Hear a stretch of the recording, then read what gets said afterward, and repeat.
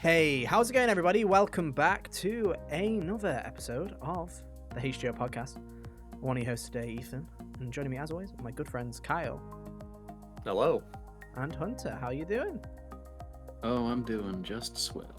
I'm not gonna lie to you guys. I forgot to do the doodly doos. I'm trying to fix it terribly now, and it's just not happening. And I hate OBS, and I hate these updates. So just imagine we have some kind of things down here that say where we're at on social media. It's been one of those weeks, ladies and gentlemen. It's been one of those weeks. You know, you're really just doing your best side profile, Ethan. Yeah, dude. I'm just like, it's really not a good time to be doing the side profile, to be honest, because I'm feeling extremely, not fat, but fatter. It's like I need to start actually doing some more exercise. Bloated. Yeah, just like... I've just been lazy recently. I've just been in one of those kind of down periods where I've just been extremely lazy, and it's like I need to actually just start doing a bit more. And it's all good. We all have those moments in our life, but Yeah. this side profile is, and not having the lack of facial hair I usually have is making me go, you know what?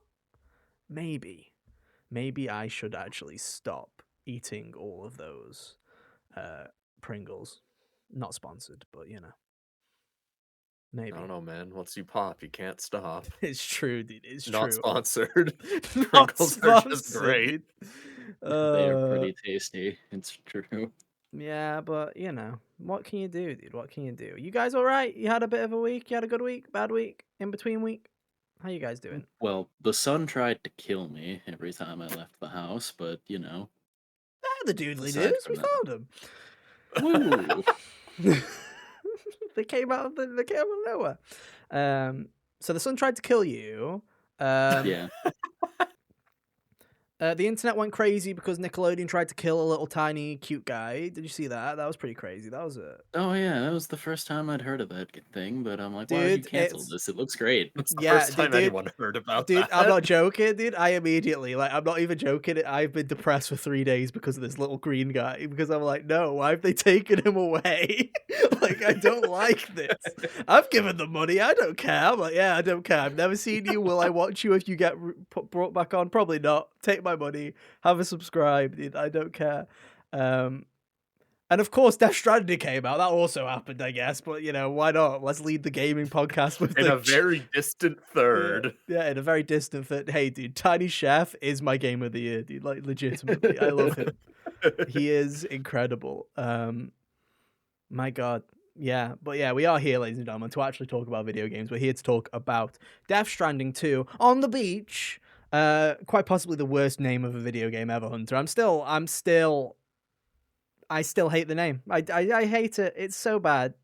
The first one's on a beach as well. Why is this one on the beach? I don't know. He really likes the movie. I'm not sure. We all love Kojima in this household, but sometimes you got to sit there and you got to go, Kojima, bad name. It was better when it was just DS2. I'm not gonna lie, that was cooler. I liked the idea of just calling it DS2 and not even saying it's Death Stranding. Like that was fun. But yeah, we're gonna talk all about it this week, ladies and gentlemen.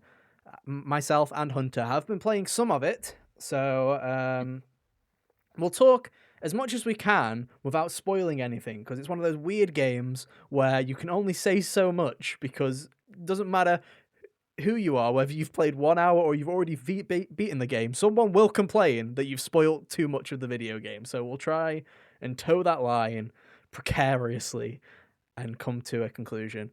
And then we'll talk about some other stuff as well. There's timestamps down below. I'm not going to promise anything, because every time I promise something on this podcast, we go on a tangent for 30 minutes, maybe about Tiny Chef, and then we don't end up covering half the things I promise. So, we'll talk all about bits and bobs as we go through it.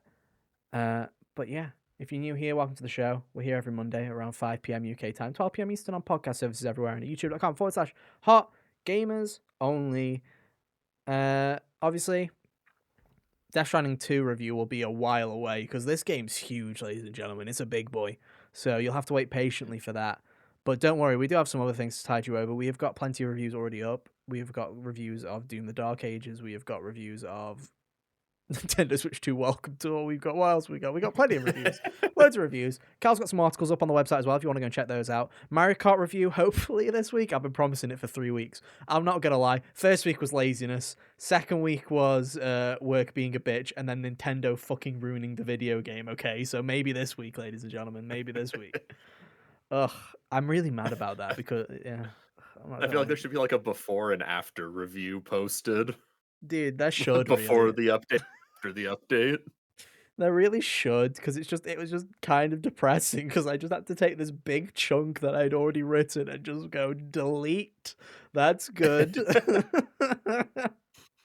that's always the worst. It really is. It really is. But hey, it'll be out eventually, guys. It's fine. Don't worry about it. But yeah, with all that out of the way, let's get on to our main topic of the show, guys. Tiny Chef and what this means for the video game industry, right? Overcooked, better watch out. Dude, could you imagine? Could you imagine that? What a game that would be! Like genuinely, what a game that would be. No, Death Stranding 2 on the beach. First impressions. Hunter, how much of this game have you played? We've not talked about this. We've not actually communicated about this at Less all. than I would have liked to, if I'm being honest with you, but like 5, 6 hours, I think. Okay. And I'm roughly 12 and a half hours in to the game. Also less than I'd like because I had early access, so I've been playing since Tuesday, but Thursday and Friday were written off, so unfortunately I'm only 12 and a half hours in. What chapter are you on, He just Hunter? needed a day to recover from Tiny Chef. I'm fairly certain I'm right at the end of like the first part there.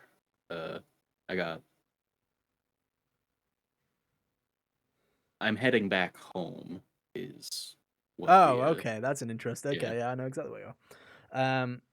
I know, yeah, I'm in the back half, I'd like to say, of chapter 3. I have essentially I'm in the main map now. I'm in the main map. I have been doing a lot of stuff, and there's been multiple points in chapter 3 where I'm like, oh, this is the end of chapter 3, right? And it wasn't the I end think of this chapter was 3. how chapter 3 was in the first game, wasn't it? Where like the first 2 go by relatively quickly, and Yeah. then the next one goes on for like 8 years. Yeah, but it's done something even more Kojima than I could expect, because chapter 3 is like the tutorial area and then it ends with the boss fight and then you're done. Whereas chapter 3 in this one, I was like, oh, I've just done a boss fight. That must be the end, and it's just carried on for another 3 hours. So I'm like, oh, when are we when's chapter 4 popping up? Like this is just it just feels very, very bizarre. But yeah. I don't like I don't even know where to start with this, Hunter. What do you know about Death Stranding 2? I guess that's the best question to ask, because I don't care about random Johnny on the internet, but I don't want to spoil you. So, what do you know about Death Stranding 2, Hunter? That's the baseline we'll go off of. Well, I don't know this for sure, but I'm fairly certain that once I get home, the next thing the game is going to do is ship me off to Australia, because that's what Deadman was talking about. But Die, mate. uh, Didgeridoo. and I got a Quokka for my little Quokka hologram for my pre-order bonus, so that is indicative of Australian Koala. undertones. Yeah, something like but that. Yeah, the game.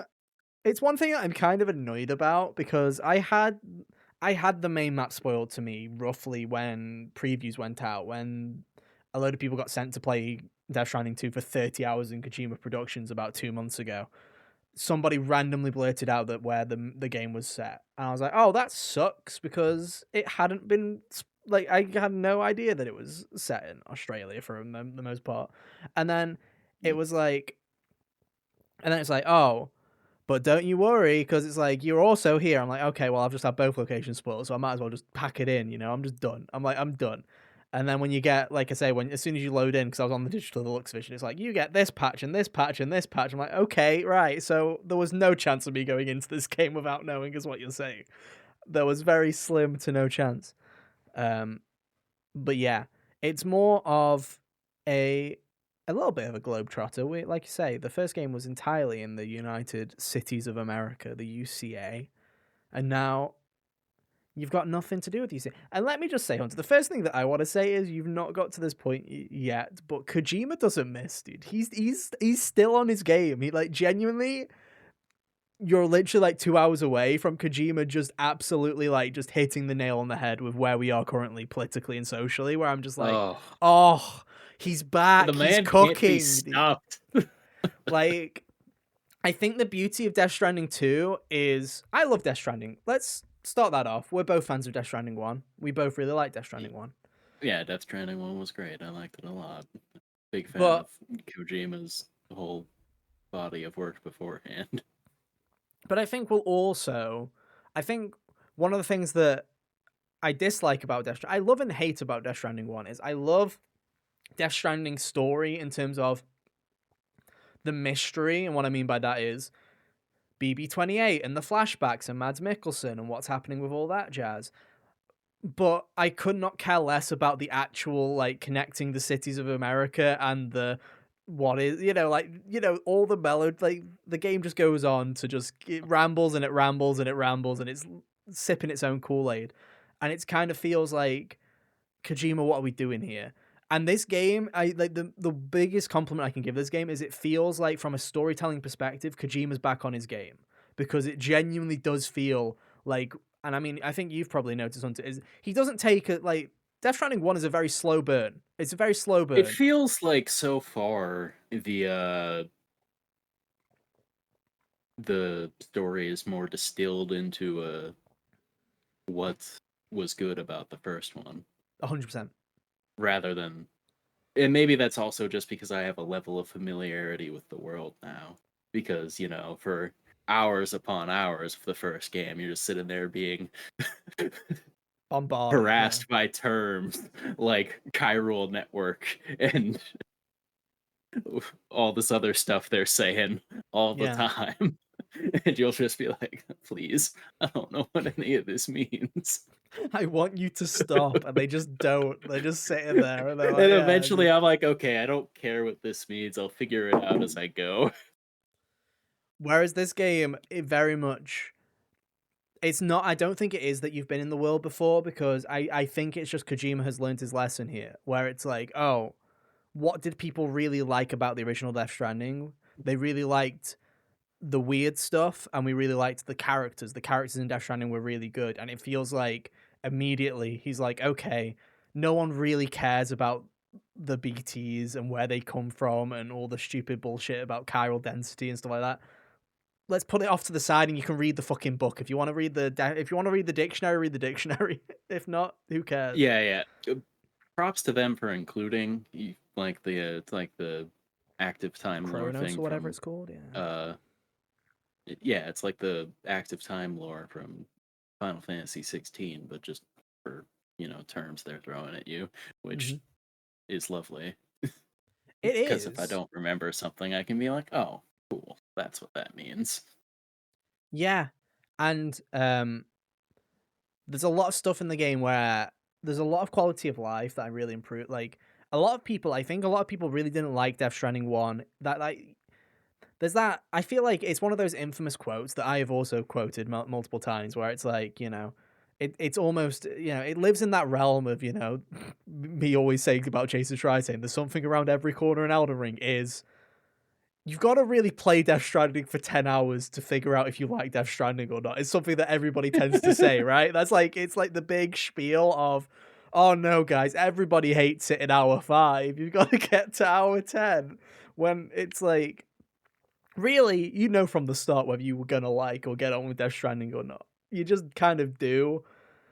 And this game really does take away a lot of that, you know, like Death Stranding 1 tries Barrier to to, yeah, entry. it really does try to like punch you down, where it's like every 2 seconds you're gonna trip over a rock, you dumb fuck. Like every 2 seconds. This game's kind of like, no, just have a bit of fun with it, It's like we'll give you vehicles way quicker, we'll give you this, we'll give you that. It's like the game very much does feel like its onboarding process is a lot quicker, and from a narrative point of view, it's a lot quicker as well. I'm very surprised to be 12 hours into a Hideo Kojima game and to not have a cutscene be longer than like maybe 10 minutes. Wow. maybe 15. Like Death Stranding 1 starts essentially after you've done the bit in the cave with Leia Seydoux, the bit where you meet Bridget Strand. That whole section there is like a 45-minute cutscene. Like it just keeps going and going and going, right? None of Yeah. that's happened. I've not had one of those, and it No, feels so far refreshing. the cinematics have been relatively brief. You're right.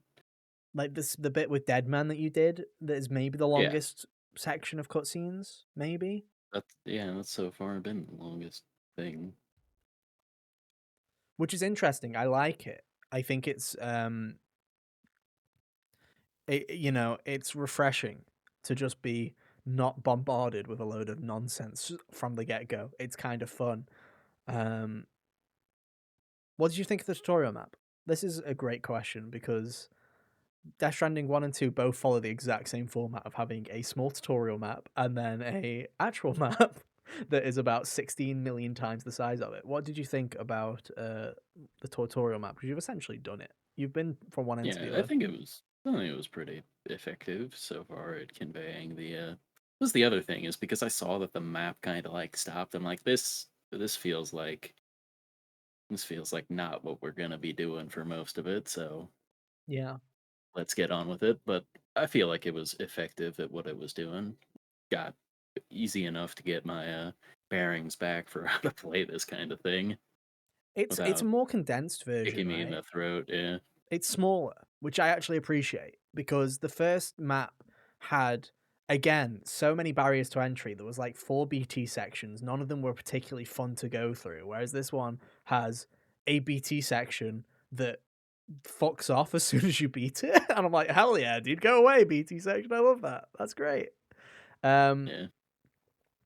and again, it's very weird. Obviously you've not got to the main map yet, but not been as much BT stuff this time around. Really, the BTs seem to be again secondary to a lot of stuff that I've been playing. Where it seems like they have gone more out on upgrading the mules or the bandits now, as they call them. Like they seem to be a lot more of a focus because you've got to get your Metal Gear combat in there somewhere, Hunter. You know, you got to get your stealth in, Yeah. you got to get your shooting in. Um, I and will just say that it feels like more gratify it felt more gratifying to actually like sneak by and do that stuff this time and whereas honestly in the first game I didn't really like to engage with the human enemies at all. I'd just be like, "Oh, they're in the area. Run." humans are a lot more satisfying. I do think because some of the controls have changed. I think with combat, the guns feel a lot better. Um, the hand-to-hand combat still doesn't feel great, and the problem I have I now is getting in and out of it is a lot more clunky because beforehand you just kind of there wasn't really much of you literally just beat the shit out of people with the bag, right? So you just grab your cargo and whack them around the head. Whereas now it's like, because you've got an actual combat stance, it's like, it's very weird to try and like, my brain is so used to Death Stranding 1 that I'm struggling. Whenever a bandit comes close to me, and this is 100% a skill issue that I'll hopefully rectify by the end of my time playing it. But I'm just sitting, literally, I'm not gonna lie, guys, if I get caught with the stealth even once, I'm straight to the machine gun. Like that is my new gameplay tactic. Is they Oh give yeah, you a gun straight? this is Metal Gear Solid. I can shoot these guys down relatively easily. Yeah. So that's why. But the hand-to-hand combat still feels, in my opinion, just a tad too clunky for my liking. Um, but the rest of it feels really good, and the BT sections do feel a lot better because they've kind of it's very video gamey, but I kind of like it. They just kind of gave Sam a buff. They were just like, "Oh yeah, while I Yeah, was I away, my really Doom's level increased, so now I can just see BTs without BB-28, and I don't have to be as still anymore." I'm like, "Oh, that's great. You've made that a lot less tedious to go through because the original Death Stranding was a lot of walk 3 steps, stand completely still, walk 3 steps, stand completely still." Now it's like you can get bored, actually, yeah, run to the edge of the boundary, yeah. hope they don't catch you. And what I've also noticed is a lot of the spaces, especially when you get to the main map, are a lot more open. So you literally can, if you want to drive around BTs now, you can just drive around the BTs. They don't force you into BT territory, or you can just drive through them. Like, the game really does not care. It's just like, yeah, I don't want to engage. The new BT variants are interesting. You've met one of them. They're like the little chiral creatures, little critters, little goo people, Oh cows, or yeah, yeah, people. those Because I was playing it things just. with like the things that show up when you're running around at night. You mean? Yeah, like in the little tar, the little goopy little Yeah, yeah. rat things, um, which don't seem to do anything unless you squish one of them, and then they get angry and they chase you, and you have to run away. Yeah. And then there's another variant that I've met that are called gazers, which are BTs They with were talking eyes. about Yeah, those. they've Ooh, got that's eyes; they can exciting. see you. Yeah, So, they were talking about those before, where if you get spotted by one, it sends another one after you that will eat you or whatever. yeah. So if they see you, they will send out the normal kind of BTs, the handprints that chase you down. They'll hunt you down like that. And I think they're very annoying so far. That's my one thing where it was like the one area that I had to do with them. I was like, this kind of. I'm just like, I just kind of want to run through And you and just shoot them not. in the eye. I don't think so. There was something about them saying that they were invulnerable, so you can't kill the Watchers. You can only kill the ones that come after you if the Watcher sees you. I can't remember though. I don't know if that was Hmm. just exposition and people hadn't tried it yet, and you haven't used the power of Yeah, yeah, Sam that Bridges' could be piss, possible. like That could be you know what I mean? possible, Like, yeah, because Sam's the only one who's ever killed one of these things anyway. So, yeah. They uh, haven't met a piss grenade yet. Yeah. like, Um. I don't care. I don't care what exposition says. I'm gonna try and shoot it in the eye. Yeah.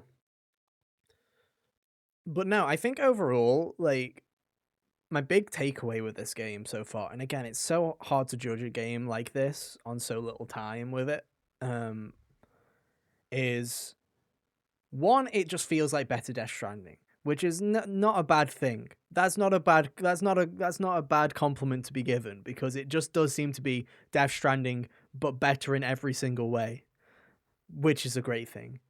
Um, Yeah, I saw a review like throwing around the term iterative as if it was a ding against it. And I'm sitting here like, there's only one other game that's kind of like it. yeah, Shut up.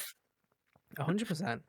And I don't know about you, Hunter. When I booted this game up, like, legitimately, ladies, Kyle, I've got brilliant news for you, my friend. We finally have a PlayStation 5 video game. We finally got one, guys. We finally got a game that actually Woo! looks like a PS5 game. It's like, I turned the game on and I genuinely looked at it and I was like, nah, you're fucking with me. Like, I genuinely was like, you're fucking with me. This isn't real. This isn't real. And obviously with the power of the PS5 Pro, I was like having the time of my life in 60 FPS. I was sitting there for a second. I was like, I didn't waste $700, and then I quickly went back into yes, I did. But you know, for 2 seconds, I was like, wow. I saw a meme earlier this week that was very funny where it compared some Walking Dead PS3 game and Norman Reedus in that Yeah, To Death Stranding 2. And it's like, I love that we can measure generational leaps by their quality of Norman Reedus. it's true, dude. It's true. I think what I love is, though, it's like, because I've seen some of the trailers. I saw the first two trailers for Death Stranding 2, and then I went on media blackout because I didn't want to see anything. Yeah, pretty much the same here. But in my head, I was like, oh, it looks like Death Stranding 1. But then when I actually booted up the game and started looking at it and the character models and everything about it, and I'm just like, fuck me. Like, genuinely, I know that I know we're kind of Horizon shills on this podcast. We're one of the very few places on the internet that actually really One of likes the the few people Horizon who like the franchise. Yeah. Horizon games. Yeah. But my I'm with you, God. Horizon haters.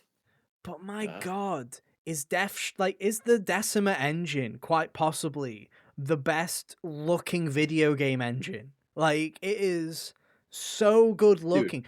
Why are we when stuck I with got to Unreal?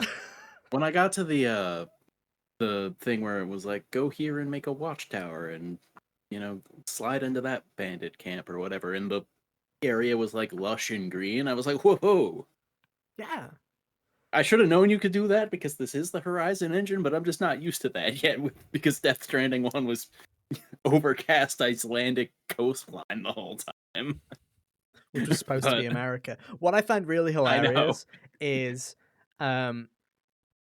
again, it seems like Kojima Productions has taken that criticism into effect because the Mexico map does feel a lot like, obviously it's got the colorful forest, but it's like, it very much Yeah. feels more like it's in the climate. Australia, I didn't even yeah. really I never really even meant that as like a criticism when I was Mm, talking about it in the I other never game did. anyway. I thought it I was loved the funny. I loved the map. Like I thought it was Um, great. and you'll see with Australia, they threw quote unquote realism out of the window. There was just a big ass fucking mountain in half of the like in part of the Oh, map. nice. Um, but it feels like Australia. Like it genuinely does. The map feel like it's a very pretty game. It looks fantastic. The day and night cycle really adds to it this time round. Like it's one of those things that you don't realize that Death Stranding 1 didn't have a day or night cycle. Um, and going through it now, and there's a part of it where I'm like, oh, I don't want to do this at night. I should probably switch to day because this is going to be a pain in the arse. I don't want to climb a mountain in the middle of the night. Uh, and likewise, maybe if I'm doing a stealth mission, maybe I do want to That's a do it in the middle of the rational night. thought. Yeah. I just look at it and I'm like, what a pretty video game. It's Um, a very good looking game. Man, that opening section with like the aerial camera that it let you switch to. I was like, oh, it oh. doesn't genuinely. There are some incredible looking moments. Um, only criticism I have is, and I don't know if you've noticed it, you won't have noticed it, Hunter, because this is just Ethan's brain going stupid, is in the bunkers, obviously you've got the new chiral animations for the holograms, which I'm still undecided on whether I prefer the new animations for the holograms or the old ones. Um, they're very fancy, they're very sleek, but the Yeah. I can't tell. You'll have to tell me if you. I don't think that the characters, the little holograms, I don't think they're like their performance captured. Like I don't think they're animating the actual motions of the face because a lot of the words that are coming out of their mouth aren't necessarily always matching the mouth patterns that are happening. So every time I'm watching somebody, I'm just like, it's just irking me just a little bit. Where I'm like, oh, I don't know if they're using. Is it Epic Games that has like the automatic face rigging thing that they have? Like I think they have a technology that automatically rigs like faces based on audio capture. It feels like it's something like that where they've automated the process a little bit and it's not 100% there where it was in the I original. wouldn't be shocked if maybe it was something where like because I'm sure Kojima got some buddies to make, hologram cameos in this like he did for the other one. I wouldn't be shocked if they decided to, split the difference on the resources and only do like actual performance capture for the people that, oh, hey, I recognize you kind of deal or not. Oh, And 100%. you're like 12 hours in, so maybe you already found a guy like Oh, I that. found multiple But guys. so, It is like I was saying to Kyle, it's very funny. Um, because obviously with a lot of the map being set in Australia, you'll have a lot of Australian people. I think one thing that they've done really well, and I really appreciate, because a lot of games don't do this, is you go to a region and they actually sound like where they're from. There's a lot of Australian people here that sound Australian, but also the writing is Australian. They are oh, using Australian nice. slang and not in the way of uh what you usually have where Oh, crikey. yeah, where some "Oi, crikey," like didgeridoo, or you got like, if an American TV show is doing something in England, everyone's like, "Oi, oi, governor, top, Yeah. tip top." Like it genuinely, I wouldn't be surprised if somebody in Productions is Australian. Like that, this is Yeah. how it feels, where it's like they are actually using Australian slang in a way where I'm like, oh, that actually, and I don't know, maybe an Australian will come up to you and say, "Oh, this is awful," but to me, um, it actually sounds pretty good. I don't know. Kojima's always been kind of funny that way, though, because like Metal Gear Solid 2 to 3 both involve like uh, the antagonistic people you're sneaking against are Russian. One is a terrorist group in 2, and then in 3 you're just in Russia. Yeah. And it was very funny because in 2 they have like the thick Russian accents or whatever, and then in 3 they just sound like American people.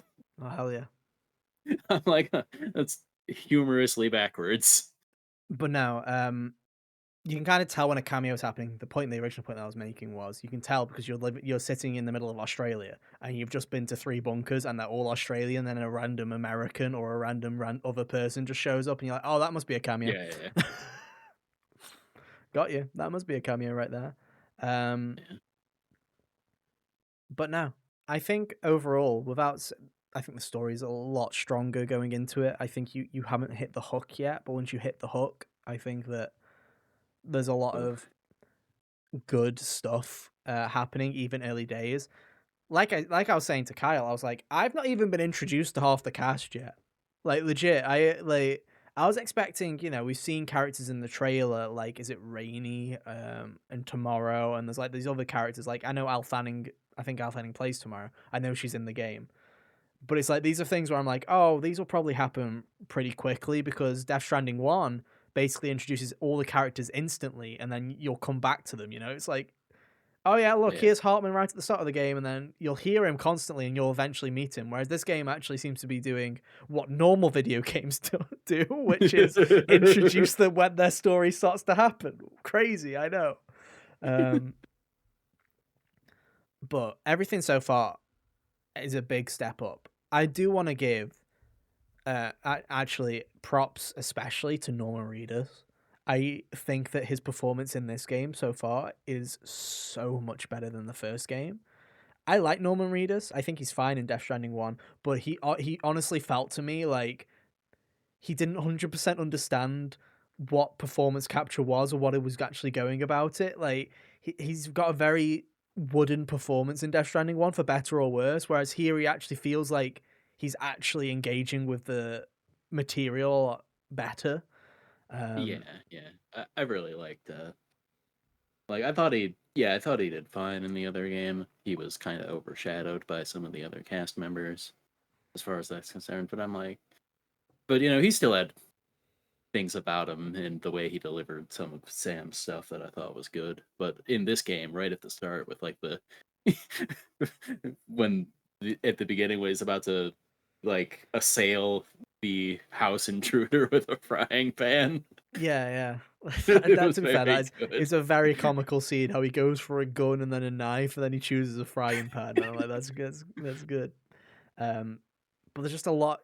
Genuinely, his performance is so much better in this game. Where I'm sitting there, I'm watching scenes between him and Leia, and I'm just sitting there, and I'm like, man, I can understand why Kojima has a fascination with putting these Hollywood actors in his video games, because when you get them to actually engage with it, it's like, wow, what a moment here. This is going great. And that, Yeah, but I mean, there was some. I feel like first game less so with Norman Reedus, but I think Mads Mikkelsen oh, he's smashed his fab. part He's in that one. fabulous. Like Yeah. genuinely, what a performance. Um, but no, I think everybody's nailing it so far. Everybody that I have seen, who I will not say any other names. There's fun things coming up there. There's some fun Can't wait. characters. I love I, that the characters are still dumb stupid names. I was saying to Kyle, because Kyle was laughing because I was showing him the compendium and he was like, "Oh, Die Hard," and I'm like, "Yeah, he's from the first game." Now we have classics like Tar Man and Doll Man. Dude, we're getting into the oh my classic god, that's territory. Dude. incredible. It's like, oh, it's just nothing but the bangers, dude. Nothing but the bangers. There's literally just a character called Charlie, and I'm just like, this is like, ugh, Charlie is, Amazing. incredible. My favorite thing about the Kojima naming structure, the later he gets into his career, is how it just originally it seemed to start as he named people after abstract concepts that fit the theme of their thing. Like Fortune in Metal Gear Solid 2 was because she was lucky, you Yeah, know, like good job. Or Fat Man he's a large man who likes explosives, so it's a double entendre there. But now we just have Heart Man because he's got a goofy heart. It's Yeah, incredible. that's genuine story. Yeah, or Die Hard, man, because yeah, it's just like, yeah, the naming conventions are still there, and it's still dumb, and Tarman is called Tarman because of dumb reasons, and Dullman is Dullman, so, there's a I'm liking it a lot so far. I'm having a blast. There's a lot of cool new toys, and there's a lot of cool at the end of the day, it still is Death Stranding. Like, that's what I love the most about it, is Kojima's kind of doubled down, and he's gone, well, like, rightfully That was the so. whole that was the whole thing that you Yeah. and I were wondering about, like, upon its announcement is it going to just be delivering packages again? And it is. And Yeah, don't get me incredible. wrong, there's a load of new mission structures. It isn't just delivering packages anymore. You actually have missions that are eliminate. So you have to clean out a Yeah, bandit yeah. camp and come back, or you have to go and pick up missing cargo from one location and take it to somewhere else. There is actual different structures now in gameplay, but at the end of the day, it is still Death Stranding. I was sitting there, just going, oh yeah, look, I'm building roads again. I'm on my road grind once again. Off I go. And there'll be new fun ways to get more materials to carry on those grinds. But at the end of the That's day, exciting. um, it's more Death Stranding. It's refined Death Stranding, and I'm happy with that so far. And Yeah. the story seems fantastic so far. I can't wait to play more of the story. And I guess that's all we can say, really. I don't know. It's a recommend from us, but you know what? We Yeah, like Death for Stranding. sure. But again, point in favor of give things that are kind of that maybe don't hit every point they you might want them to a sequel every now and then. Like I know Kojima's in a privileged position to be able to do this because of being an industry icon, but Yeah. I think it's another example of sequels improving upon the foundation of the first game.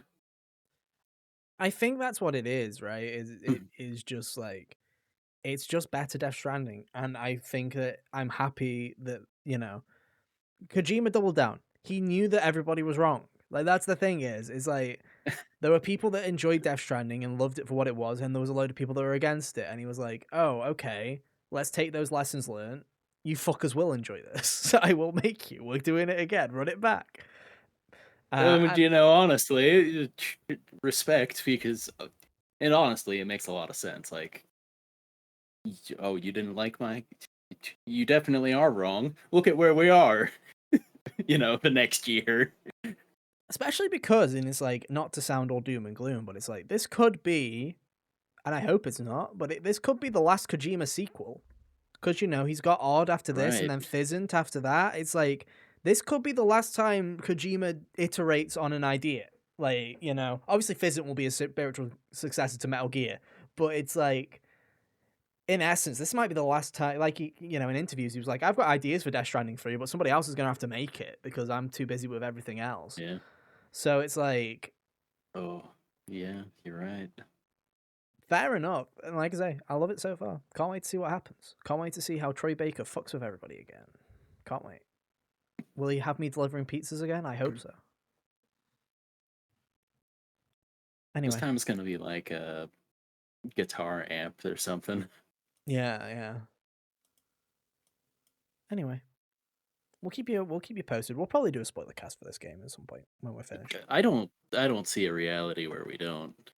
I think the only reason that we didn't do one for like Expedition 33 was because it got busy when we by the time we had both finished Switch it. 2 came out, yeah. Like, we Yeah. got a bit busy. Um, but hey, keep your eyes posted. Anyway, Kyle, you're free from jail. You're allowed to talk again. Congratulations. Hooray. One thing I will promise you, Kyle, is you would not like it Why is because that? it's like everything that you don't like about video games. Extremely open world, kind of no real set path. Like it's just like everything that it's like a checkbox of stuff that Kyle doesn't like in video games. Where I'm like, for the most part, I feel like you wouldn't enjoy it that much. I feel like you could find a lot of joy in watching the right person play it, but I'll it would say be this, something. just watching Ethan play it for half an hour while we were waiting for you. It looked like every other game on the market at a quick glance. It just looked like every other AAA big budget game. You see, that's the beauty of it, though, is on paper it is because it's a load of money gone into an ultra realistic thing with really expensive actors. But at the heart of it is this indie sensibility of you're going to deliver packages to and from locations where it's like that's the dumb thing of it, When Kyle. weird monsters attack Yeah, you. and then weird octopuses come out of the tar and kill you, and it's like that is like the beauty. Oh, hello, fucking earthquake. Oh, gatequake. But that's the And if beauty more of big Death budget Stranding AAA is things were weird like this, we wouldn't feel so he stagnant. does. He takes all the money. He makes these ultra high, stupid, realistic stuff, and then what does he make? He makes an indie post game. Like that's what he does, and that's the beauty of Kojima. Is on paper, yeah, it does look like every normie thing ever. But I can tell you for a fact, normie games would not let you just piss about for half an hour like that. Like genuinely, they would not let you. Literally, in some cases with Death Oh yeah, I Stranding. forgot to show Cal the P button. There's a P button. I forgot about the P button. Oh well, shit, dude. That sounds like game of the year. Yeah, yeah. Hey, it has a chance, dude. It has a chance. We'll see how it goes. Mhm. Anyway, next up. This game's coming out in a couple of weeks, but we missed it a couple of weeks ago. That there was a direct on Donkey Kong Bonanza, dude. This game's out in like 2 weeks, which is crazy. Like this is like this is what's weird about Switch Yeah, middle 2 of July. is there's no like there just feels like there's no momentum for Switch 2, and because it's like we've got Donkey Kong and then fuck knows like Dragon Drive, dude. Like I can't wait for Dragon Drive. Any Dragon Drivers? Like Yeah. it feels weird. It feels really weird. But this direct came out, and the main reason I wanted to talk about it with you guys, obviously, is just because I don't know about you, Cal. You saw the direct. This genuinely felt to me. I was like, this is the first time they've done a single game direct where I was like, oh, this was actually a good direct. They actually This was showed worth me. it. Yeah, they gave me a reason to care about this video game. Like the Mario Kart one was abysmal. It was really bad. But this one was fantastic. This Hunter, I apologize. I feel like earlier in the year when this game was announced, I was a big like, what this game's gonna be? What? It's no Mario, dude. Now I'm looking at it, I'm like, Well, dude, this you looks were like also Mario. you were also feeling some kind of spite for me willing this into existence. Yeah, true. And now I'm thanking you because this looks sick, dude. I can turn into a donkey, a zebra, dude. Zebra Bonanza. Um, but no, the gist of this game looks like it is Mario Odyssey but with Donkey Kong, which is fun. Sick. And yeah, instead of odd, like all the promotional material was there was this little rock guy, this little odd rock that you had on your back. But it turns out, guys, it was a hoax. It was actually Pauline, which none of us knew, especially because the box art didn't leak like 3 months prior. Uh, but I don't know about you, Cal. I was watching this. I was just smiling. I was like, oh my god, this just looks like joyous to play. Like the soundtrack, just listening to the like literally everything about it. I'm just like, God, this looks like a good time. This genuinely looks like a good time. Oh, for Which sure, man. Like, there's a lot of stuff to be excited for. Like, this game just looks like a ton of stupid fun. You can pick up the ground and throw it at other ground. That's Oh, it's so hilarious. good. yeah, it's just like yeah, you can the entirety of the train is completely destructible. Obviously, that's the big gimmick. But you also have Pauline on your back, who has the ability to do these bonanzas, which lets you transform into various different uh, animals essentially. So you have the Kong Bonanza, which turns you super strong and you can break even more shit. You have Zebra Bonanza that makes you rapid and you can run on water. You've got the Eagle Bonanza, which lets you fly around the map and egg bomb That's people. that's actually a really good way of doing that. Because It's in the older Donkey Kong yeah, games, they had the classic little the animal buddies that you could buddies. do. You can Yeah, ride on like Ramby and Espresso and On Guard and so on. Do you know what game it genuinely reminds? Like, obviously, a lot of people are. It's very clear now that whether it's the main Odyssey team or it was a spin off of the Odyssey team, it's definitely part of that team is working on this video game. It very clearly is the same team. But the game that like people are like, oh yeah, it's just Mario Odyssey, and I'm like, do you know what the game actually reminded me more of? Banjo-Kazooie. That's what this game reminded me more of, with the idea of the transformations and the trying to find jiggies, which is that's what these golden bananas reminded me more of jiggies than they did moons, because moons have always, or stars have always had objectives tied to them, where it's like, oh, you know, complete the side area to get this or do that. And it's whereas the bananas are just fucking in the ground.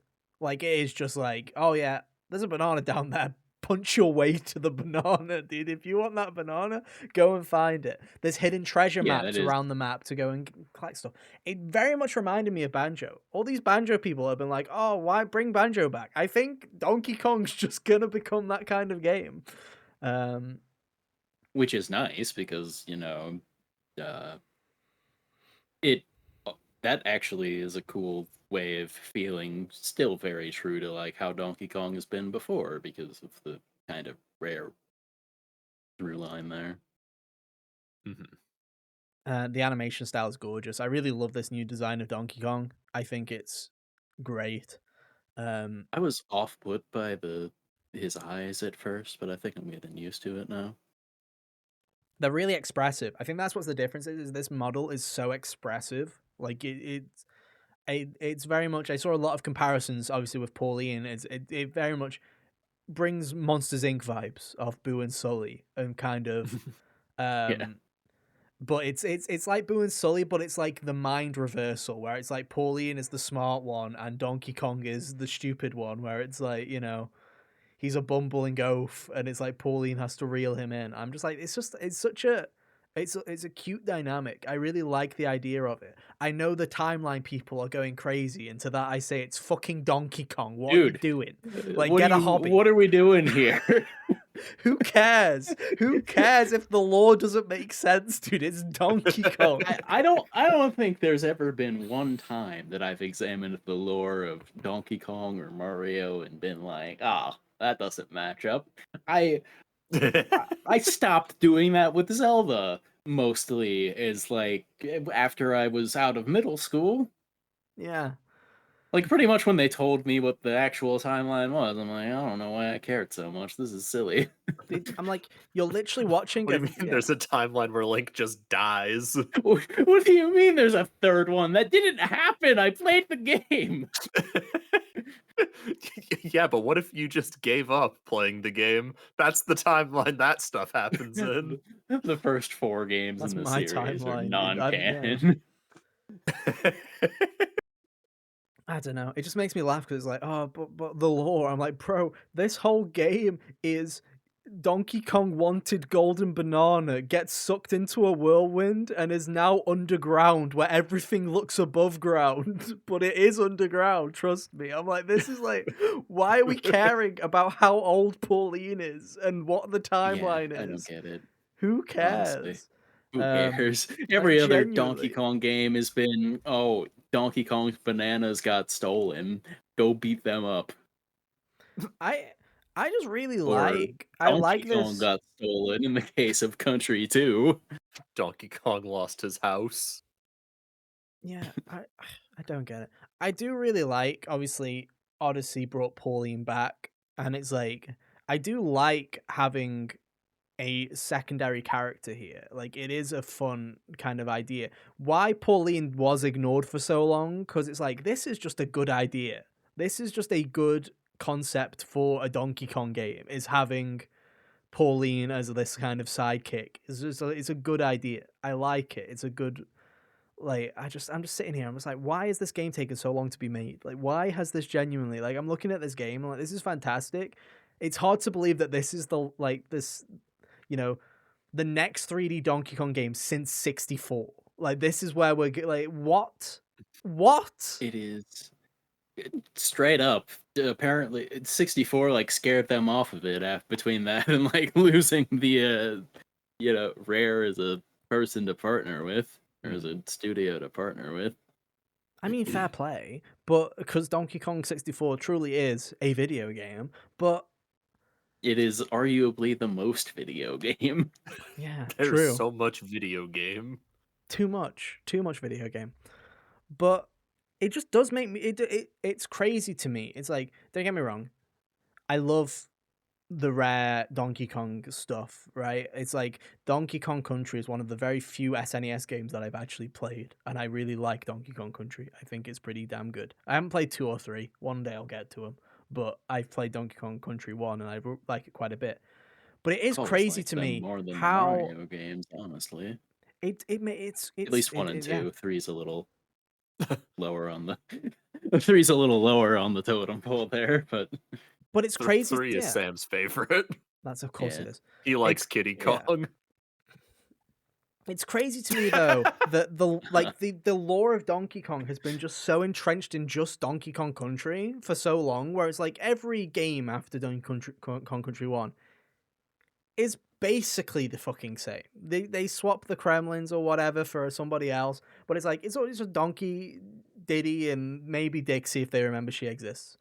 And it's like just to have this game where it's still respecting all of that, you know, Diddy and Dixie are still in the game and stuff like that, but it is just bringing back all that other lore that for some reason they just ignored the arcade game and all that stuff. I'm just like, it's kind of just fun. I like it. Why is it taking them this long to do that? Why is it taking them this long after Mario Odyssey to do this as well? Like, what the fuck is up with that? Like, genuinely. Yeah, I don't honestly, Donkey Kong for the whole time I've been alive really has been in this weird state of like Nintendo just kind of being like shoulder shrugging about what to do with him. I just He's don't a know what character to in do. Mario Kart. Yeah. Yeah. Yeah, like He's for the spin-offs. Like Yeah. Waluigi. Yeah. because like Country Returns is a thing that happened on the Wii and whatever, and he had his GameCube. It's like it's not like he hasn't had games. It's just like and then Yeah. Tropical Freeze and all that. It's just one of those things where they've never felt like they've gotten the full push behind it in a way that you'd think they would. It's almost as if, and I don't want to kind of dishearten what everybody at Retro did with Donkey Kong Country Returns, but it has kind of felt like Donkey Kong has just been running on autopilot since Rare left, where it was just like, okay, let's bring Donkey Kong back. Let's get somebody else to do what Rare was doing back in the 90s. And let's make a couple of those. Let's port them to 3DS and do one for Wii U, and let's just kind of run it on autopilot. And then Retro wanted to do something else, and so they're like, okay, back into the fucking cryo chamber you go, Donkey Kong. Maybe we'll see you again. But it is nice to see a main Nintendo team go, actually, what can we do with Donkey Kong? And Yeah, you know, it's nice to see. what we've seen so far looks great. The music in particular, I'm really excited for. It sounds pretty damn good so far. We'll have to see how really it cool goes. that they're being able to do this, and like despite it being another Nintendo 3D platformer, it looks like a distinctly different flavor than Mario Odyssey, as it should, you know. But we'll see. Nice that they're able to create these gameplay styles without feeling like, you know, same game in a different font. Yeah. We'll see, guys. We'll see. I'm pretty optimistic on it. I think it's gonna. You know, we're halfway through the year now. We're over halfway through the year. But it's weird, right? It's like you're looking at the looming presence of Jeff Keighley later on in the year, but it's like I'm actually it's looking like a good game of the year selection this year, where it is like, oh, a lot of years you just have the same kind of, oh, good, there's fucking 4 Western story games have come out, so they're all going to get the nom, whereas it's like, you know, so far you're looking at like, oh yeah, you've got your Death Stranding, you've got your Expedition 33, you've got potentially Donkey Kong Bonanza. It's like, it's looking like it's actually going to have a lot of variety to it, where there might actually be a bunch of different genres represented more than the normal, like, 2 or 3. Yeah. Which is fun. It will be. I will laugh though. I genuinely will laugh when Expedition 33, the non-Japanese JRPG, wins a Game of the Year award. I will find it very funny. It will be very finally, funny. We will finally one of those wins, and it's not actually. It's not actually. Japan. There's an asterisk on it, dude. It's that's literally. Yeah. Jeff Keighley is like gonna scream when it wins. It's French. Don't get any ideas. It's French. Ugh. One day, Kyle. One day. That's okay. Elden Ring won, and that's an RPG that came from Japan. And that's how Jeff will separate it, dude. He's like, there's Yeah, a difference. Dude. exactly. There's a difference. Ugh. You cannot romance Sir Alexander. It makes a difference. Dude. It makes a difference. But no, looks good. Justice, honestly. Justice. Ugh. Right. While we're here, it's been a while. We've done a lot of topic episodes recently, so we might as well do a bit of a catch up on what we've been playing. Because I know for a fact that when I asked Kyle this earlier, he said, and I quote, "Nothing worth talking about." So off to Hunter, who actually plays video games, ladies and gentlemen. Did you know Hunter plays video games? Hey man, unless you want me to talk about Yu-Gi-Oh! Master Duel. Hunter, please save me. Yeah, that's what I thought. Sit your ass down. I will, and I will listen. Well, anyway, so in between the time of finishing, what was the last thing I was playing? Here we go, dude. I don't Back in remember. my day. Anyway, I finished something in between now and a few weeks ago, and in between that, I had not a lot of time to do anything. So I picked Metroid Fusion to be my thing that I was playing. And because the before Dread came out, the only one I had played was Super. And Fusion was always the other one I was really interested in as far as the 2D branch of that story goes. Is there 4 or 5 2Ds? I'm trying to remember. Is it Metroid, Super Metroid, Fusion? What am I Got the missing? GBA one or the Game It'd Boy be Color one. Metroid 2, Super, Super, then Fusion, then Fusion. Dread, and Okay. then technically 6, which is just, or 6 is the Samus Returns remake. Wait, Samus Returns remake is 6? Well, not 6 Or like it's a remake of 2 numerically. or It's a 3? remake It's a of remake 2, of so 2. there's 6 games total is what I meant. Okay. Sorry, that was I worded I that thought they did clunkily. the way you were framing that. Then I was like, did they do some weird shit where they retroactively changed where it was in the timeline? I'm like, that was weird. Okay, anyway, Yeah, carry on. dude, you don't No, want no, to screw I'm up the sorry. Metroid timeline. It's very Metroid is important, dude. It's very the important. Everyone will Metroid story notice. is very straightforward as far as the like 2D games are concerned. I don't really know how Prime is framed inside of these or where Other M happens, but I don't really care. It doesn't happen. Yeah. It didn't Other happen. M who? Never met him. Exactly. But yeah, I was always kind of interested in Fusion because people talk about it being like more spooky than the rest of them, which is great because Metroid is already pretty thick on the atmosphere to begin with. Mm. And I wasn't disappointed. I really enjoyed Metroid Fusion. It was a good little time here. It is a lot more like, actually, Ethan, as far as Metroid games, you'd probably find this more palatable than the rest of them. Hooray! Because Palatable. Hooray! It's the bar we Because- shoot for here at HGO Industries. So true. So true. true. It's Because actually like HGO there's Media. Can we get it right, please? Like Oh, sorry. I'm Industries still as new if we here. expand past if we expand past tech, dude. Sorry, boss. I'm still learning. It's okay. But yeah, because like, and people have kind of maligned this aspect of the game here and there, but it's more linear in a sense than the rest of them. Hooray! Linear. Just in and the sense that palatable. just linear and palatable, good stuff. But just in the sense where like you've got your little computer helper on this mission that will tell you where you have to go. How you get there is still kind of up in the air as far as like, it's not like a straight line to success the whole time, but what it always reminds you of what you're supposed to be doing in a way where like, put down Super Metroid for a couple of weeks and come back and you'll be like, oh, what happened? Was I doing? Yeah. But this one, and that's mostly by virtue of it being. I feel like people who criticize this game for that are being silly because it's mostly because of the structure of being a GBA game. I would say, Yeah. Yeah. made to be picked up and put down more often than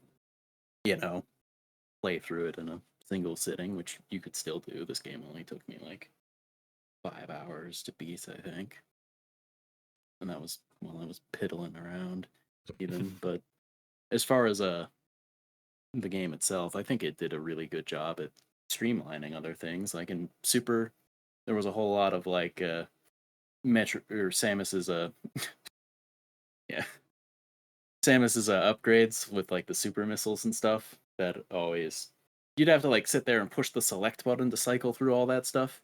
This one they just kind of stack, so if you get the super missiles, you don't have to switch to anything. That's just what your missiles are now, No. Nice. and so on with the ice missiles and all of that.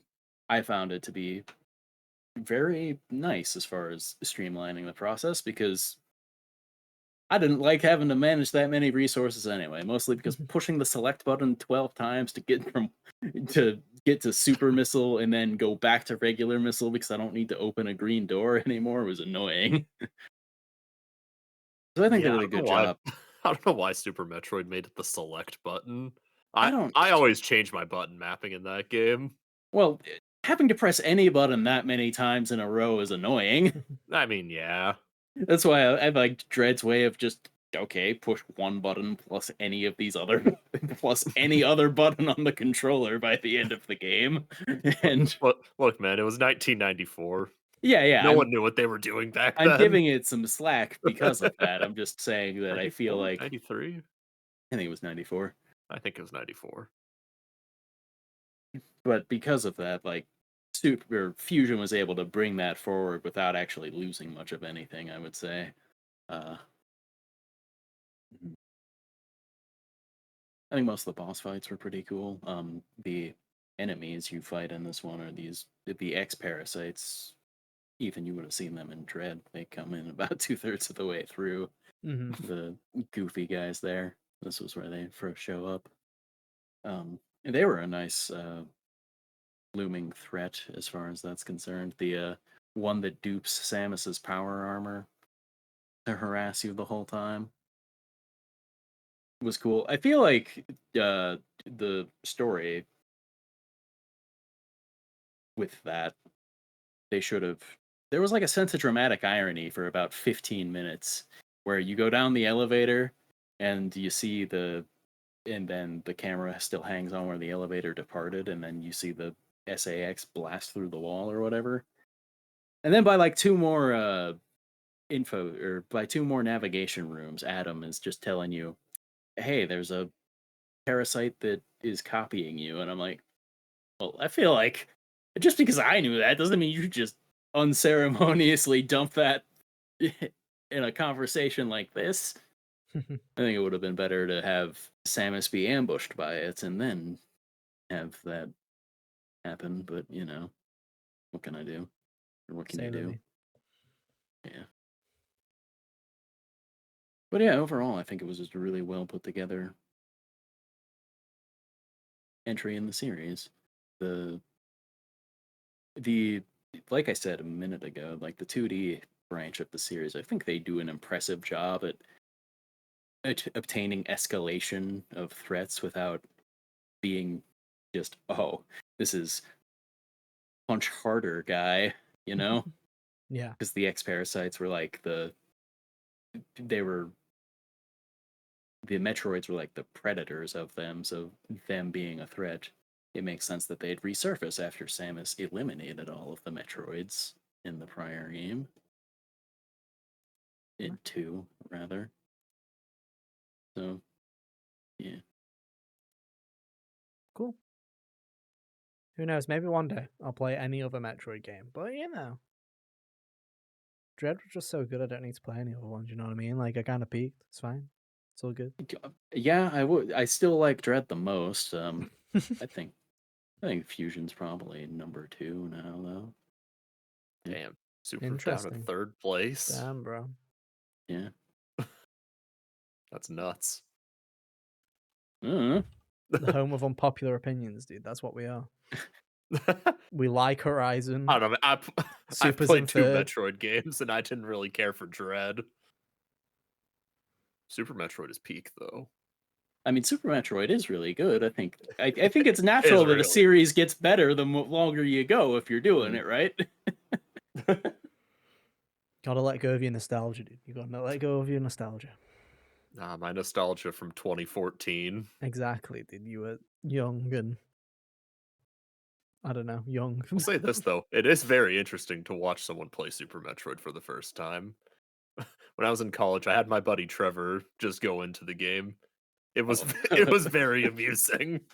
Oh man, I'm Nice. sure that was But it was a also lovely time. it was also cool to see like what he was getting stuck on because like Super Metroid has a bunch of like he doesn't understand how Metroidvanias work, so he doesn't like he never played the 2D Metroid, so he didn't know like oh bomb everything you can to find things. Mm. Oh yeah, and like it was the first one I did too, and I skipped.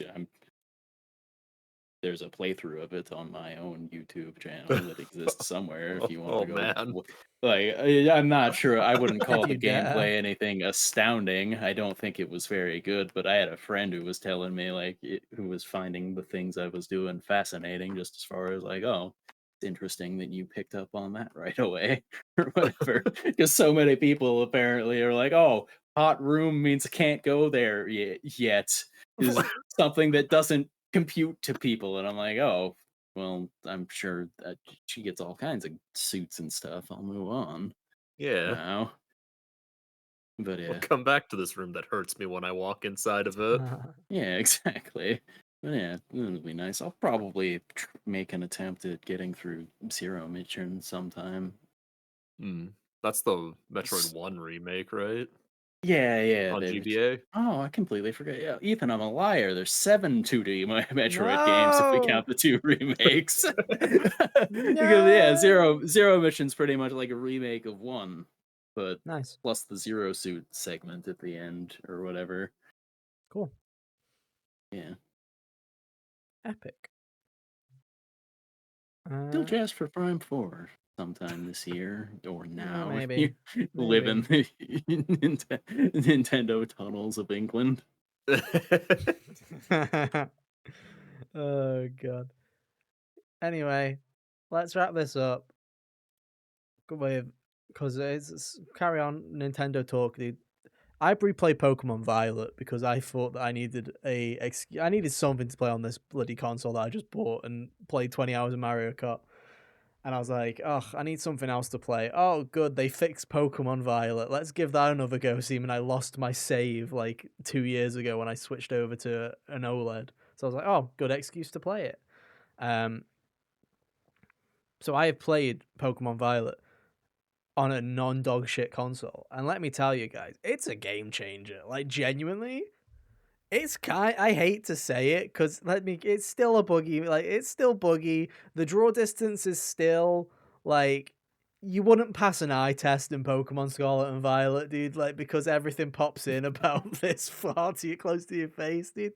But yeah, it's kind of great. I hate that it is because it's like this should not be the The reward science because has gone too far. it's not that this isn't a There's a good cyberpunk. Pokemon game now. This isn't a cyberpunk. This isn't a No Man's Sky. This isn't a bunch of developers have been devoted to fixing this video game. This video game still runs like dog shit on Switch 1 and it is still unplayable Yeah. basically on Switch 1. It's just the raw power of the Switch 2 has punched it up above its weight up to 60 FPS and working again. And it makes it a really fun time. Like it genuinely is. Like if you have a Switch 2 and you were to ask me, hey, I've not played a Pokemon game. Which Pokemon game should I play? This is the Pokemon game that I would now recommend. Is you should now play Pokemon Scarlet or Violet, because they're just fantastic, and it makes me mad that the other games haven't had these patches. It's just one of those things now where I'm like, like no, I'm not going to cry over Brilliant Diamond and Shining Pearl, but I am just sitting there like, why didn't Legends Arceus get this patch as well? Like Legends Arceus would have like Legends Arceus is like a top 3 Pokemon game for me. So it's like, if that had got a patch as well, what a game that would be. Can still hold out hope. Man can still dream, but it's just like, why could you have not done Legends Arceus as well? Because it's done such a glow up to Pokemon Violet, and it's like it was just so much more fun. Just actually going around, it made me realize that open world Pokemon does work. It does work as a concept because it is fun to go around, and it's like, yeah, sometimes you do walk into a gym leader who is way over leveled, and sometimes you do spend so long prattling about in the wild that you become over leveled really quickly. But it's just there's just a fun to going around and having these zones instead of routes and just seeing what you can find and catching everything. It's a very addictive kind of gameplay loop, which, as somebody who likes Pokemon, doesn't love Pokemon, it's a nice change of pace. I like it because I'm not gonna lie, after 8 generations of the same gameplay loop, I'm kind of over regular Pokemon, where it's like, yeah, I've done the routes, I've done the very linear narrative of doing a Pokemon game, and everybody thinking that, the game peaked at Gen 1 in terms of giving you player choice because that game let you at least do a couple of the gyms in a different order. And it's like, yeah, you get, Gen 2 onwards has all been, fucking bomb it down that straight line, dude. Can you figure out which way to go? Because the other ways won't let you pass unless you are high enough level. Oh, how many routes does a Snorlax just sleep on the fucking route and you can't go past, you dumb fuck? Like, Oops, there's a Kecleon blocking the bridge. Yeah, dude, like that. Better do the side quest to be able to get past it. So to just be able to just literally, if you want to, bomb straight to the high level Pokemon and get your ass like absolutely whooped, go ahead, be my guest. There's something fun about it. I still think it needs work. I think having 3 separate quests is a good idea and concept, but just having like the problem with Pokemon is obviously what do you do in Pokemon? Pokemon battles, but obviously you've got these 3 differentiating kind of quest lines, but all it is really is just Pokemon battles in a different story. Like, so it is just like, okay, I'll go do a gym leader and do a couple of Pokemon battles. I'll go and do hang out with Arvid and do these big Pokemon battles, or I'll go to the Team Star camps, which is basically just pressing, like waiting, which is awful. Yeah, which is just boring. Like, it's just. I It's feel just like there mob needs to fights. be, there needs to just be more variety. It's like there's the one Pokemon gym leader where you actually have to do doubles. And I'm like, oh, that's interesting. You actually have to do doubles in this gym. That's cool. Why does no other Pokemon gym have a weird kind of quirk to it? Why is that the only one where it's like, oh yeah, this one's a double battle? Like, I just feel like the game needed more variety from its objective standpoint because, it's fun to explore the world, but at the end of the day, it is just the gyms are very boring. It's can you do this basic objective and then one gym fight? Okay, cool. Thanks, I guess. It's like the highlight to me was the one where it's like in the middle of the mountain where it's like, oh, can you ride your Miraidon down the hill? And it's the easiest obstacle course you've seen in your life. It gives you 3 minutes. You beat it in about 15 seconds and the game goes, good job. Now you can face the gym leader. And you just sit there and you're like, what is this? Why? You have to consider that they couldn't make it too complicated because the original machine would explode. Yeah, true. But you do just sit there and you go, okay, It is also a game for children.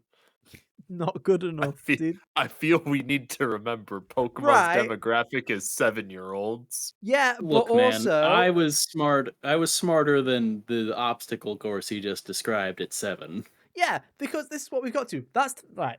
Perfect example of this, Kyle, is what gym is that for, that stupid trial? The ice gym. Who remembers the ice gym in every other game where you had to do the stupid maze of the ice slipping that took fucking forever? That took a thesis degree trying to figure out which way to go. So you're sitting there, you're telling me, oh, 7-year-olds aren't dumb. Me at 7, I'm sitting there going, bro, which way is the right Bro's doing way? calculus in his Pokemon game. Yeah, it's just like kids gotten dumber, dude. Like that's the thing is, it's like, yeah, Yes. okay, it's made for children, but Yes. also it's made for TikTok Think their children, dude. TikTok brains can solve an ice puzzle? I wish they could, dude. Dude, I would Um, love to put them in Juan's gym in Pokemon Emerald and watch them try and solve that shit. I feel like being made for kids. It's okay for games that are made for kids to ask more of the kids than rubbing together two brain cells. Right. and that's, I mean, I think the thing that I dislike about modern Pokemon is everything is just to. It's the exact same criticism I have of Spider-Man 2 from Insomniac is everything is just polished over. Everybody's the nicest fucker on the planet. You know what I mean? Where it's just like you used to have rivals who were assholes. You used to have, you know, villains that, you know, you had the Team Rocket, you know, you had Giovanni, or you had like leaders of the rival gang actually be antagonists. You actually had some Yeah, in plot. Generation 3, they were like varying flavors of Yeah, eco-terrorist. Yeah. exactly. And it's like, you know, it's the same problem with Spider-Man 2, where it's like everybody is just buddy buddy with everybody, and there's like not even emo Peter Parker is like, oh, I don't like you. That's the worst thing he can think of in his head. And it's just like, why is everything like this? Because like I'm sitting there and it's like, oh, I like Nimona. What is it, Nimona the rival? I think you know Nimona. it. Yeah.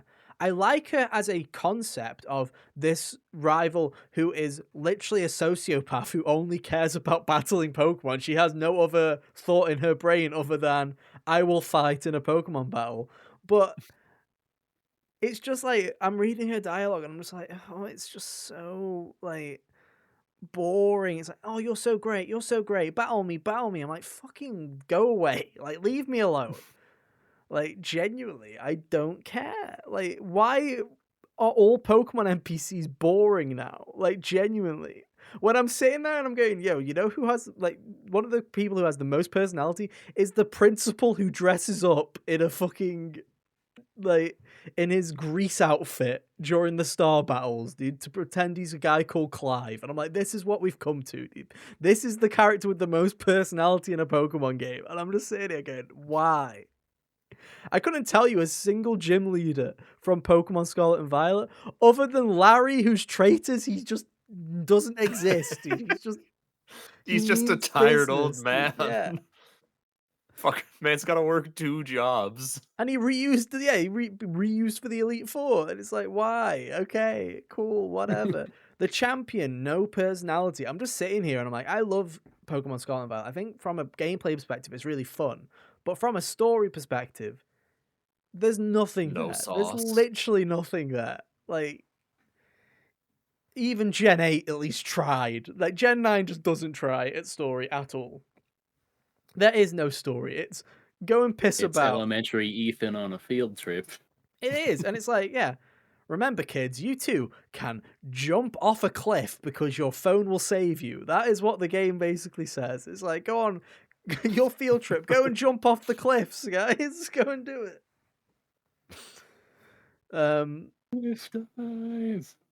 It's a funny game. I like it quite a bit, but again, it's still not my favorite of the Switch games. Legends Arceus is still my favorite. I wish it got a patch, dude. My god, what a game! That's an actual video game, you know? Like, my god. With like a story and an I antagonist. know, right? That's It's crazy. crazy. Good music. Listen, I Scarlet and Violet just don't have that great music. I might A go as far. tremendous final boss.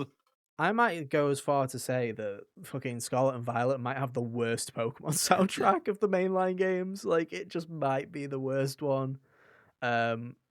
Just because of how forgettable it is. Like, that's the thing, is it's like, you know, at least whenever I think of, like, I can think of music from all the other generations, like even Gen 8, a generation I don't really care for, I think of the Zacian and Zamazenta theme, like the weird Mystic Forest, and I'm like, how weird that sounds, or the Toby Fox bits, which I'm like, you can spot from a mile away in that video game because he has a particular style.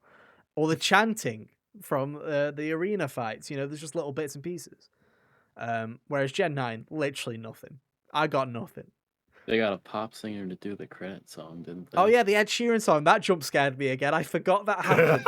I was like, oh, That Ed is their Sheeran jump biggest. scare. That is the biggest claim to fame for the OST of that one, seemingly. Yeah. It's so funny because the game just ends and then Ed Sheeran screams at you and you're like, oh god. That's crazy. Area Zero is still dog shit, by the way. It's still bad, even at full frame rate. Bad final area. It's just that game doesn't know when to end. The fact that it is like, here's 3 whole stories, and then spoiler alert, now you got to do it again. And an epilogue. And an epilogue. Oh, for fuck's sake. Ugh. But you know, it's still fun. I like it. If you were on the fence, if you have played it before, and you're like, hey, I'd like to give that game another shot, doesn't hurt. It's gone up in my estimations. I've been meaning to do another playthrough of it. I just keep not wanting to. It also doesn't help that there's another Pokemon game coming out in October, so it's like, Right. don't want to get too burnt out. Like, if I hadn't done it just, I probably wouldn't have, because, like I say, you've got Pokemon Legends Z to A, or whatever we're calling it, out in just a little bit. But also, that game has different battle system entirely, doesn't it? Anyway, so who fucking cares? I don't know. Yeah. Anyway, we'll see if it pays off. I think everybody Go and their on, mum. Kyle. Learn Pokken tournament. If anyone still Don't played do it, that. Yeah, exactly. I'd have to buy it, but True. Hunter, I already play a dead fighting game and it's Soul Calibur 6. Yeah, and think about how Infinitely much cooler. fun that is. Yeah, it's great. But in Soul Calibur 6, you cannot give Nightmare a Stone Cold Stunner with a Pikachu. You make a good point. I know. I don't know if he does. Like, I still think 0 people are playing Pokemon Tournament. You make a point. You make a point, yeah. I don't Anyway. know. I don't know if I have. I might have the Switch version of that. It might be in my random. Hunter, I'm not collection buying of Pokemon nonsense. Tournament DX. Anyway, that's enough I'm Pokemon. gonna Are you gonna buy the stop you. Wii U version? My Wii U doesn't work. There you go then. Case It rest. That's what I doesn't was saying. turn on. You've got no choice, Kyle. You've got no choice. Look, the only way Pokemon Tournament is getting on my Switch is if Hunter comes over here and installs it personally. That's the only way that's getting on this console. Oh well. Anyway, that's enough Pokemon. That's enough everything, dude. That's enough. No more Pokemon allowed, guys. I'm banning it. No more Pokemon. ZA is cancelled. Thank God. No Gen 10 next year, guys. Thank God for that. This ban could go through tomorrow, and they'd still have. They would not stop generating money until after we were dead. True. True. Have you guys seen those life-sized Evolution plushies that the Pokemon Company has been manufacturing? No, and I'm slightly concerned. I have not. There's nothing to be concerned about. They're just like giant, like 2-scale plushies. Oh, I'm not scared of the plushies. I'm scared of the people. The different Oh no, I evolutions. understand why Ethan's concerned. People are weird about Vaporeon, aren't Yeah, they? that's what I'm scared about. People are weird, bro. People are weird. Links are on screen right now, by the way. Look, man, I wasn't trying to make it weird. You're the one that made it weird, you weirdo. What can I say? But no, I mean, I was a big Pokemon fan, especially as a kid. Like, if all these plushies and stuff existed when I was young, because that's the thing is, it's like now there's like every fucking Pokemon gets a plushie, whereas when we were younger, the like Pikachu and Charizard and maybe there'd be like a Blastoise or something. Like there wouldn't be that much of a choice. Whereas now, literally, if your favorite fucking Pokemon is Klefki, there's a fucking Klefki plushie, and you're like, what the fuck is this? Like, you know what I mean? Like, you look at the I Pokemon. literally have a Chandelure plushie up at the top of my shelf. Yeah, right in front of Mothman. which is sick. Audio listeners, my shelf is wild. Which is because it's like, as a kid, I was a big plushie kid. Like, I loved plushies of everything. I still do. I just feel like, I feel like that's weird. That's a weird grown man hobby. You know what I mean? Like, I feel like you wouldn't bat an eye if it was a grown woman. Yeah, whatever. Grown man having 6 million plushies, that would be a bit of a hazard. Like, I feel like that's a weird one.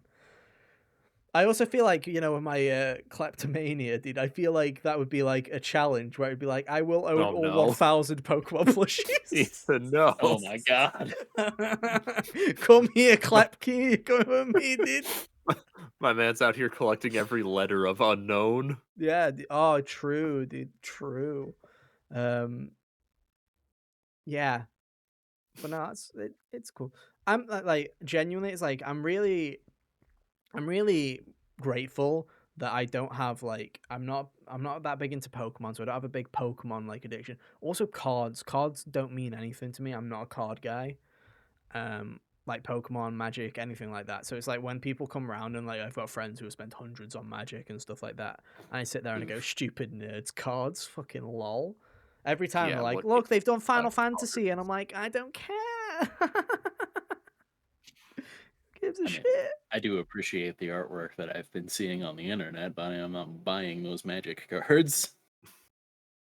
Yeah, who would do such a thing, right, Kyle? Yeah, probably some idiot. Am I right, gamers? So true, so true. I wish my prop wasn't on my shelf, otherwise I'd grab it. It's all good. It's all good. Audio But no. listeners, I did buy the Final Fantasy VI Terra Commander Magic the Gathering box. SMH. Have you ever played Magic the Gathering? I am part of the I have never once played you go. Magic the Gathering in my life. I literally played it for the first time like 3 weeks ago, not from against my will. I want to make this clear. It was against my will. I went to a friend's house. I wanted to play Mario Kart. I ended up having to play a game of Magic before playing Mario Kart. It was like the blackmail. Do I remember what the rules were? No. Do I remember what happened? No. Did I win? Well, yes, I did. It was very funny. Oh, Will I hell ever yeah. play it ever again? No. You can't tarnish your undefeated Exactly, record dude. now. I'm undefeated now, dude. Yeah, exactly. I've got to Like keep that streak gambling, going. you quit while you're ahead. Exactly. And I have spent $0 on it, which is a win for me. You should just throw that into conversation sometimes. It's a year of L, so I've got to take a nerd W. buddies. Just be like undefeated in Magic the Gathering. People be like, wow. Undefeated. I like to do that with things I've never even participated in. Hell yeah. Undefeated at the Olympics. Exactly. So true. Anyway. Which sport? All of them. Exactly. I am undefeated in Dota too. Oh shit! Me too. You see, I won't even brag about that. That's like fucking hell. I don't want to even I was insinuate myself. trying to think of Dota 2. I was just trying to think of a random thing, and I'm like, I had no shot I've ever played this. Anyway, that's it for this week, ladies and gentlemen. But don't worry, we'll be back next week for goodness knows what. Who knows? I don't know. It's a couple more weeks till we get a game to play on the Nintendo Switch 2 system, family of systems. Right. I still have 2 of them, by the way. That's still a thing. Nintendo stopped answering my emails. I don't know as a company how you get away with that. Like, I genuinely don't. It's at the point now where I'm just like gonna be like, Jack, please don't buy a Switch 2. Let me send you this extra one I have. I do not need it. Please. Dear Doug Bowser, I wrote you, but you're still not calling. Bro, you know it's bad when Ubisoft, because I was up for another related issue. I had a Ubisoft problem. I linked the wrong Nintendo Switch anyone profile. Who plays a Ubisoft game has a Ubisoft problem. True. I'd linked the wrong Nintendo Switch profile because I was testing games on my Switch, and I linked it. And apparently you can't unlink a Switch profile once you've linked it. So I had to go for Ubisoft support. Ubisoft support got to me quicker than Nintendo did about returning an item. So I'm like, God, you know it's bad when Ubisoft is doing better. Like, my God. Anyway, I've learnt my lesson. I will never buy anything from the Nintendo store again, especially not that Donkey Kong amiibo that I definitely pre-ordered. Anyway, Or, don't pre-order 2 consoles. Yeah, I've learned my lesson. And cancel them when your friends remind you to cancel your order. I'll take the L, okay? I'll take the L, dude. I'll take the L. Anyway. That's better. Dude, I can't do it again. Year of L's. Dude, I genuinely is a year of L's, dude. It genuinely is. I can't keep getting away with this. It's not funny, but it is. Anyway, there's no consoles coming out for another 5 years anyway, Carl. We're fine. Exactly. It's Next not an week. Xbox handheld coming out that you're I'm probably not gonna buying buy. that shit. No, I can't be fucked with that. Okay. Bro, I don't give a Audience shit. bookmark this timestamp. You can bookmark it. I'll tell you this for a fact. I will not buy an Xbox handheld because I don't give a shit about Xbox, really. He bought his Xbox and has turned it on maybe 4 times. Yeah.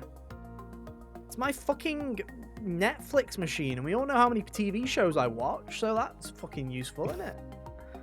No, I will not buy an Xbox handheld, but I will promise you this much. If PlayStation ever does the same, I will be buying it, because I am a sucker. I don't give a shit about achievements, guys. Trophy life for me, bro. Anyway. Next week, we will not be buying anything irresponsibly, but we will be talking about something. Bet. What is that something? I don't know. Who knows? We'll see. Anyway, we'll be back to discuss whatever we are discussing. Same time, same place next week for all that jazz. But until then, have an awesome week, and we'll see you next time. Bye. See ya. Doodaloo.